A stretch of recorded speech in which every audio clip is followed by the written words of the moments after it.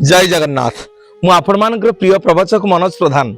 मु आज्ञा अच्छी आज नयागढ़ विराजमान करिसेंती श्री श्री जगन्नाथ महाप्रभुंकर चतुर्धा मूर्तिंकर पवित्र जगन्नाथ मंदिर रे भारी खुशी लगिला, भारी आनंद लगिला। आज्ञा नयागढ़ माटीर ये इतिहास को शुणी आपण माने खोर्धा नयागढ़ आ बलांगीर जीवा राजरास्ता कड़े देखिए एक विराट बड़ विशाल मंदिर आज्ञा छिड़ा होती नयागढ़ ओल्ड टाउन रे।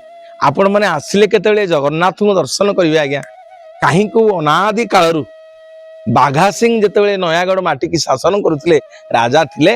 आम पुरीर गजपति आमर जेते सबु गड़जात अछि ओडिसा रे सबु गड़जातर राजा मानक सहित आम गजपतिंकर सुसंपर्क थिला।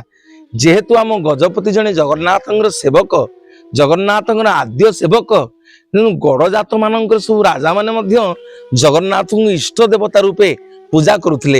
ये ओडिया जाति, ओडिया जातिर निश्वास, ओडिया जातिर प्रश्वास स्वयं जगन्नाथ महाप्रभु शुणिले आपण मन खुशी हो जिवो। ये नयागढ़ रे जो चतुर्धा मूर्ति के आपण दर्शन करुचंती बाघा सिंह नामक जड़े राजा आज्ञा गोटे पहाड़र चट्टाण उपरे ये नयागढ़ रुखी आ बलराम पहाड़र चारिपटे आज्ञा घेरी अच्छी जंगल पहाड़ परिवेष्टित ये जिला। ये गोटे चट्टाण उपरे जगन्नाथ को आनिक पूजा करुथिले। तापरे आस्ते आस्ते समय दिन को दिन गड़ी चलिला। तापरे बाघा सिंह जगन्नाथ ऊपर गोटे चालियाटे तैयारी कले। तांको समय चलीगला। एमती वर्षक परे वर्षे पीढ़ी की परे पीढ़ी आगु चलिला। आसिला 19तम राजा जी नयागढ़ माटीर विनायक सिंह मानधाता। तांगु केबे हेले ये नयागढ़ माटी भूली पारिबनी। परिकल्पना कले जगन्नाथ सुंदर मंदिर।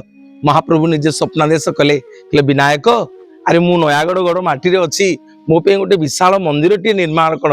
विनायक सिंह मानधाता आज्ञा आज जो विशाल मंदिर को आप देखुंती नयागढ़ माटी रे दंडायमान करिसेंती से मंदिर को निर्माण करथिले।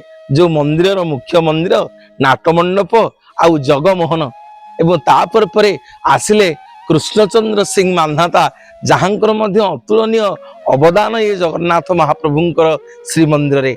ये जाति, ये परंपरा, ये उड़िया, ये संस्कृति सबु बेले आज्ञा मुंड पिटिकी कहे जे जगन्नाथ आमर, आमे जगन्नाथंकर। ये देखुना जेमिति नयागढ़ माटी रे विराजमान करिसेंती कहीं को अनादि कालरू स्वयं कोटि कैवल्यनाथ जगन्नाथ महाप्रभु नीलाचल निवासाय नित्याय परमात्मने बलभद्र सुभद्राभ्यां जगन्नाथाय ते नमो नमो निवेदन करी। आपण माने केतेबेले नयागढ़ आसिले निश्चय जगन्नाथ को दर्शन करिवे आज्ञा। महाप्रभुंकर